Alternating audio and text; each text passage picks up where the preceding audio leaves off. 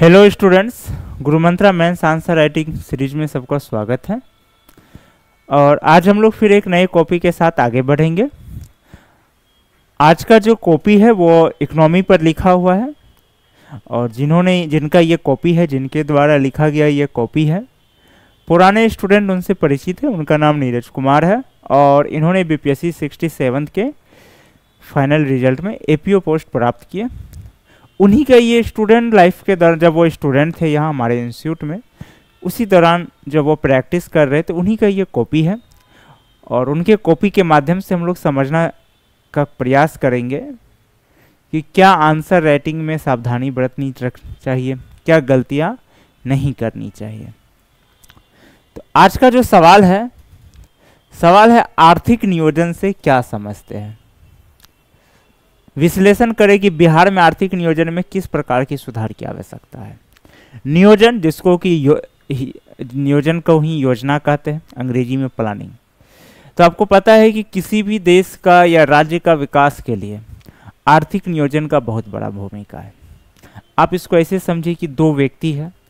एक व्यक्ति क्या है कि वो कमाए जा रहा है, खर्च किए जा रहा है, या खर्च किए जा रहा है, उसे अंदाजा ही नहीं कमाई क्या है। आप देखिएगा उसका क्या होगा, स्थिति खराब होता चला जाएगा। कमाता बहुत है लेकिन प्रोग्रेसिंग नथिंग। एक व्यक्ति है कि वो फिक्स रखा हुआ है, फिक्स है कि भाई मेरा 10 का सैलरी है, 10 के सैलरी है, तो उसका फिक्स है कि हमें अपना रहना खाना पीना में 40% ही खर्च करना। 4K खर्च कर रहे हैं, चाहे अब जैसे भी हो। अब जैसे का मतलब है, किसी को मान के चलिए कहीं पे होता है कि उसको सस्ता रूम नहीं मिल रहा, रहने को सस्ता नहीं, तो अब देखिएगा वो क्या करता है, शेयर में ढूंढता है। अगर वो मैरिड है तो कोशिश करता है कि चलो भाई दो व्यक्ति मिलके कमाए, ताकि 10K की जगह 20K हो। और सिंगल की हम लोग बात करते हैं तो वो क्या एक फिक्स कर लिया, 4K मुझे रहना खाना पीना है। 2K क्या करना है, हमें हर महीना बैंक में फिक्स डिपॉजिट कर देना है, काम में आएगा। फिर 2K क्या करना है भाई, ये हमें इंश्योरेंस में डाल देना है। बाकी का 2K क्या है, वो एक है कि चलो कुछ ऐसे खर्च जो कि हम एक्सपेक्टेड नहीं कर रहे लेकिन अचानक आ गए, जैसे कपड़े खरीदने, तैयार रहो, कभी बीमार हो गए, ये सारे खर्च। एक वो फिक्स है। अब एक क्या है कि आज 10K आया सैलरी, कोई दोस्त बोला क्या भाई सैलरी आई है, चलो पार्टी हो जाए, हाँ हाँ चलो गए। अब पता चला कि सैलरी के अलावा 2000 एक्स्ट्रा कर्ज ले लिए। ऐसा भी होता है, सैलरी जो था तो था ही, पता चल रहा है कि 2000 रुपया और एक्स्ट्रा कर्ज ले करके आए, चुकता किया। फिर अब क्या हो रहा, फिर पता चला दूसरा दिन फोन कर रहा है, अरे भाई देखो ना वो सैलरी आया था, खर्च हो गया, रेंट उंट कुछ दिए नहीं है, थोड़ा भेजो ना। तो ये क्या हो गया, इसका मतलब इसका क्या, उसका कोई प्लानिंग नहीं है। नतीजा क्या हो रहा है, प्लानिंग नहीं होने के कारण उसका क्या हो रहा है, उनका कमाई तो कर रहा है बट प्रोग्रेसिंग नहीं हो रहा है। तो यही चीज़ जो होता है, यही फार्मूला देश पे लागू होता है। किसी भी देश का आर्थिक नियोजन जरूरी होता है, यानी कि हमें किस सेक्टर में कितना खर्च करना है, हमें किस सेक्टर से इनकम आ रही है, किस सेक्टर से हमें ज़्यादा इनकम निकालनी चाहिए, किस सेक्टर में हमें सब्सिडी देनी चाहिए। अब एग्जाम्पल के लिए सोचिए, जरा सा सोचिए, अभी जैसे लोग परेशान है, पेट्रोल का दाम बढ़ा हुआ है, डीजल का दाम बढ़ा हुआ। क्यों बढ़ा हुआ है, क्योंकि इसमें कई प्रकार के टैक्स लगाते हैं। अगर सरकार सारे टैक्स हटा दे, केंद्र सरकार और राज्य सरकार पेट्रोल और डीजल से सारे टैक्स हटा दे, तो आपको बता दे कि तेल का दाम 50 रुपीज से भी कम हो जाएगा। दूसरा, इसको ऐसे समझिए कि पेट्रोल का दाम ज़्यादा होता है, कहीं भी देखिएगा, डीजल का जनरली कम होता है। इसका कारण क्या होता है, क्योंकि डीजल पे सरकार थोड़ी सब्सिडी ज़्यादा देती है, टैक्स सब्सिडी। रीजन क्या है, क्योंकि डीजल का प्रयोग भारी वाहनों में किए जाते हैं, जो माल ढुलाई इस समय प्रयोग होते हैं, ट्रकों आदि में। अगर उसमें रेट बढ़ा देगा तो क्या होगा, ट्रांसपोर्टिंग रेट बढ़ेगा और सामान का रेट पर इफेक्ट पड़ेगा। ठीक, तो अब क्या है कि सरकार क्या कर रही है कि पेट्रोल डीजल पर टैक्स लगा दी, अदर चीज़ों पर वो क्या कर दिया है कि उसको कम कर दिया। अब जैसे दाल है, दाल पे थोड़ा कम टैक्स कम कर दो, वहाँ सब्सिडी दे दो, अन्य चीज़ों पर सब्सिडी दे दो। इसका फायदा क्या है, देखिए ये क्यों ऐसा ज़रूरी है। डीजल भारी वाहन प्रयोग करता है, जो कि माल ट्रांसपोर्टिंग का काम करता है, वहाँ थोड़ा कम टैक्स रखो, ताकि लोगों को सामान की जो लागत है वो कम पड़े। पेट्रोल क्या है, वो जनरली लोग पर्सनल गाड़ी में यूज करते हैं, चाहे बाइक हो या कार हो, पर्सनल यूज करते हैं। तो अब जब पर्सनल यूज करते हैं इसका मतलब है उसको उस हिसाब से इनकम है, तभी आप पर्सनल बाइक यूज कर रहे हैं। चलो उसको थोड़ा बढ़ा दो, कोई बात नहीं। अब उसी प्रकार अन्य चीज़ों में, अब जैसे दाल वगैरह, क्योंकि दाल वगैरह सबको खाना है। आदमी पेट्रोल के बिना जिंदा रह सकता है, डीजल के बिना जिंदा रह सकता है, बट दाल रोटी के बिना तो जिंदा नहीं रह सकता। तो यही होता है सिस्टम। अब सपोज कीजिए कि पेट्रोल से पूरा टैक्स हटा दे, 50 रुपया कर दे दाम, सारा टैक्स हटा दे, और दाल में वो टैक्स ले जा करके कहाँ लगा दे, दाल में।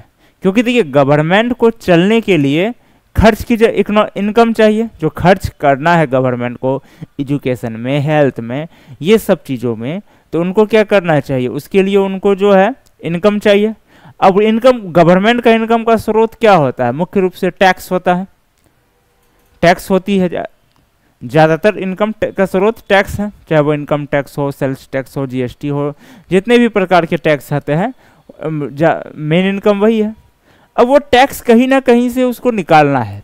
अब ये गवर्नमेंट तय करती है कि भाई हमें कहाँ से टैक्स लेना है, टैक्स हमें कहाँ से लेना है और कहाँ हमें टैक्स में सब्सिडी देनी है, क्योंकि उससे ही पूरी देश का जो व्यवस्था है उस पर निर्भर करती है, इसी आर्थिक नियोजन से। अब इसको ऐसे समझिए कि एक सरकार अगर ये कर दे, आज के डेट में सिर्फ ऐसा कर दे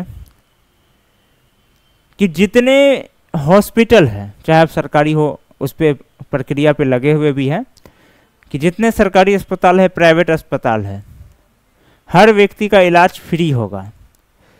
यानी कि अगर मैं बीमार हूँ, हम जा रहे हैं किसी प्राइवेट अस्पताल में, मेरा एक कार्ड बना हुआ है, उस कार्ड से में एक लिमिट बना हुआ है 1 लाख, 2 लाख, 3 लाख, 4 लाख, 5 लाख का, जैसे आयुष्मान कार्ड है 5 लाख का, ठीक है। मेरा एक लिमिट बना हुआ है, मेरे या मेरे परिवार का उस कार्ड से क्या होगा कि वो कार्ड जाएगा, सरकार द्वारा तय है कि भैया आपको एक पेशेंट देखना है, 100 रुपया मिलेगा। मेरा कार्ड से लगा, मेरे अकाउंट से 100 रुपया कट गया, मेरे जो हमको क्रेडिट मिला हुआ है, आयुष्मान कार्ड को कह सकते हैं हेल्थ क्रेडिट कार्ड, उससे मेरा 100 रुपया कट गया, ठीक है।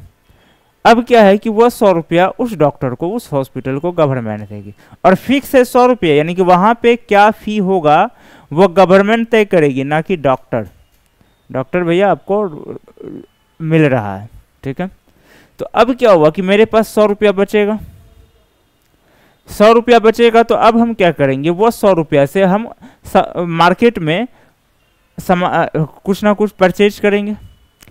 अब उससे क्या होगा, वहाँ पे गवर्नमेंट को टैक्स मिलेगा, क्योंकि वह सामान बिक रहा है। अब वो सामान चूंकि बिका तो रोजगार मिला कई लोगों को। अब रोजगार मिला तो फिर क्या हुआ, मार्केट में जैसे वो 100 रुपया किसी और को दिया गया, वो 100 किसी और को, यानी कि मार्केट में ग्रोथ हुआ, मांग बढ़ा, मांग बढ़ेगा, उत्पादन बढ़ेगा, उत्पादन जब भी बढ़ेगा रोजगार का डिमांड बढ़ेगा, और जो सर्कल है, जो मनी का जो होता है, कैश का जो निकलने का जो होगा सर्कल, वो बढ़ेगा।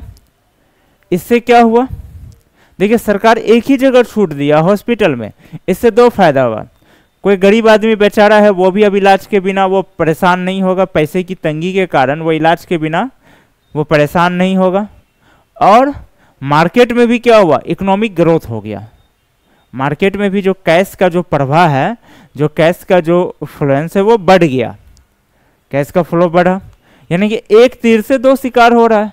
तो ये सब सेटिंग ही करना क्या है, यही सब है आर्थिक नियोजन। सरकार को यही सब, भाई हम कहाँ से पब्लिक से टैक्स ले, कहाँ पे पब्लिक को छोड़ दे, कहाँ से टैक्स ले कि पब्लिक पर असर नहीं पड़े, कहाँ पर छोड़ दे टैक्स कि पब्लिक को राहत मिले और सभी लोगों उस पर एडजस्ट हो जाए। अगर हम लोग, जैसे कि आप अगर कोई व्यक्ति रामायण देखे होंगे जो पुराने वाले हैं, तो उसमें जब राम जी आते हैं वापस अयोध्या वनवास के बाद, और जब वो राजा बनते हैं, तो उनसे टैक्स के बारे में जब पूछा जाता है, तो वहाँ पर एक कम शब्दों में बहुत अच्छा जवाब दिए टैक्स के बारे में। टैक्स क्या है, जैसे सूर्य क्या होता है कि जगह जगह जो पानी जमा रहता है, उनसे वो उन पानी को सोख करके बादल बनाता है, वो पानी को सोख लेता है सूर्य का प्रकाश से, फिर वो क्या होता है, बादल बनता है। बादल बनने के बाद जब वो बरसता है तो वो सब पर बरसता है, यानी कि जो सूर्य क्या किया, जगह जगह जो छोटे छोटे गड्ढे हैं या छोटे छोटे सराय, वहां से वो जल को क्या किया, वो एब्जॉर्ब कर रहा है, वो वाष्प बना रहा है, फिर वो क्या हो रहा है, वाष्पीकृत के बाद वो बादल बन रहा है। अब बादल बन करके जब वो बरस रहा है तो हर एक व्यक्ति पे वो वहां पर वो बादल नहीं देख रहा है कि भाई हम यहाँ से लिए थे, यहाँ से हुआ पानी आया था या यहाँ से पानी वाष्पीकृत हुआ था, वो चीज वो नहीं देख रहा है। वो सिर्फ देख रहा है कि हमको सबको बरसाना। तो टैक्स वही होना, एक उचित टैक्स सिस्टम वही होता है कि जब आप जब कहीं कहीं से लिए और जब आप उसको इकोनॉमी प्लानिंग किए, जब उसको आप सरकार जब उस टैक्स में आए रुपये को खर्च कर रही है, जब उसको नियोजित कर रही है, तो वो उनसे सारे के सारे नागरिक लाभान्वित हो, ना कि कोई एक वर्ग या फिर जो टैक्स दिया है वो वर्ग। तो हम लोग देखते हैं अब नीरज जी क्या आंसर लिखे हैं। किसी देश अथवा राज्य की अर्थव्यवस्था में वांछित विकास उपलब्धि प्राप्त करने के लिए जब उसके समस्त आर्थिक साधनों का प्रयोग योजनागत तरीके से किया जाता है तो इस प्रक्रिया को आर्थिक नियोजन कहते हैं। इसका मुख्य उद्देश्य संविधान में उल्लिखित कल्याणकारी राज्य की स्थापना करना है, जहां समस्त आर्थिक क्रियाओं का लाभ राज्य में निवास करने वाले समाज के सभी समान रूप से प्राप्त हो सके। एकदम बिल्कुल सही लिखा, यही चीज अभी समझा रहे थे, बिल्कुल यही एकदम सटीक है। 1990-91 ईस्वी की आर्थिक मंदी के पश्चात भारत में इसके दिशा में व्यापक परिवर्तन देखने को मिले। आर्थिक नियोजन का प्रकार आदेशात्मक, निर्देशात्मक। इस नियोजन में शीर्ष स्तर पर नीतिगत एवं प्रशासनिक भूमिका केंद्र की होती तथा निजी क्षेत्र की भूमिका से केंद्र सरकार केवल नीति का निर्धारण करती है, निजी क्षेत्र को विशेष महत्व दिया जाता है। ठीक है, देखिए आदेशात्मक क्या होता है, वहां पर सारा पावर केंद्र के पास होता है, जैसे 92 से पहले वहीं हम लोग उसी में थे, ये रूस से है। इसमें इसको ऐसे समझिए कि क्या डिसीजन नहीं लेना, सब केंद्र करेगा, नीति भी केंद्र बनाएगा और उसको अप्लाई भी केंद्र करेगा। अब क्या हो रहा है कि नहीं, निर्देशात्मक में क्या कुछ निर्देश देगा, वो नीति बना दिया है, अब उसको कैसे करना है वो नीचे कर देगा। जैसे केंद्र नीति बना के राज्य को भेजा, अब राज्य क्या कर रहा है, जिला को भेजा, जिला क्या कर रहा है, पंचायत, अब पंचायत फिर जिला को इधर से भेजेगा, हाँ भाई इसको ये लाभ मिलना चाहिए, फिर जिला राज्य को, राज्य फिर केंद्र को, ये हुआ निर्देशात्मक। बिहार में आर्थिक नियोजन की स्थिति 25 फरवरी, चूंकि ये 67 के दौरान लिखे थे, कॉपी पहले ही बता चुके हैं, तो इसका जो भी डाटा होगा पुराना होगा। 25 फरवरी 2022 ईस्वी को बिहार के उप मुख्यमंत्री तारकिशोर प्रसाद उस समय का के अनुसार बिहार के सकल राज्य घरेलू उत्पाद में 2.5% की वृद्धि हुई, जो राष्ट्रीय स्तर से। बिहार के प्रति व्यक्ति आय में भी वृद्धि देखने को मिली। वर्तमान में बिहार की प्रति व्यक्ति आय 50,000। बिहार के प्राथमिक क्षेत्र में 2.3%, द्वितीय क्षेत्र 4% तथा तृतीय क्षेत्र में आय की वृद्धि हुई। पिछले वर्ष की शहरीकरण की दर 11.3% की तुलना में इस वर्ष वृद्धि 15.3% हुई, परंतु ये केवल कुछ जिलों तक सीमित होकर रह गए। बिहार में पशु में 10% तथा लगभग 7% की वृद्धि देखने को मिला। इसके अतिरिक्त कई क्षेत्रों में दृष्टि परिवर्तन देखने को मिले। कुछ क्षेत्र ऐसे भी रहे जहां आर्थिक नियोजन की प्रक्रिया धीमी रहे, जैसे सुदूर ग्रामीण क्षेत्र, आपदा प्रभावित इत्यादि। बिहार के आर्थिक नियोजन क्षेत्र में सुधार की संभावना, कृषि पर विशेष उद्योग का विकास, आधारभूत संरचनाओं का विकास, मानव संसाधन का विकास, प्रशासनिक सुधार, शिक्षा विकास, अन्य। देखिए ये वो पॉइंट है जो आपको लगता होगा, ऐसा पॉइंट तो सब जानता है, सबको पता है बिहार में, सब बिहार के पूरा देश में भाई अगर इकोनॉमिक सुधार के लिए सबसे पहले बात वही होती है कृषि में सुधार, किसानों की आय की दुगनी। तो देखिए पॉइंट देना इंपॉर्टेंट नहीं होता है, पॉइंट जितने भी स्टूडेंट 67 के मेंस में बैठे होंगे और ये क्वेश्चन अगर आया होगा तो ये सब पॉइंट आगे पीछे करके दिया होगा, ये एक कॉमन पॉइंट है।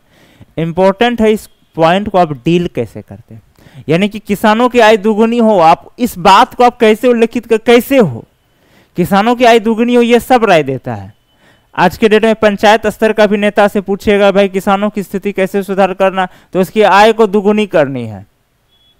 ये एक ऐसा पॉइंट है जो सब बताएगा। आंसर राइटिंग में ये इंपॉर्टेंट नहीं है कि आप पॉइंट बताएं, आंसर राइटिंग में इंपॉर्टेंट है कि आप उस पॉइंट को डील कैसे किए, यानी किसानों की आय दुगुनी कैसे हो, इसको आप समझाए कैसे, कैसे आप बताएं, उसके आधार पर आपका मार्क्स जो होता है वो डिसाइड होगा।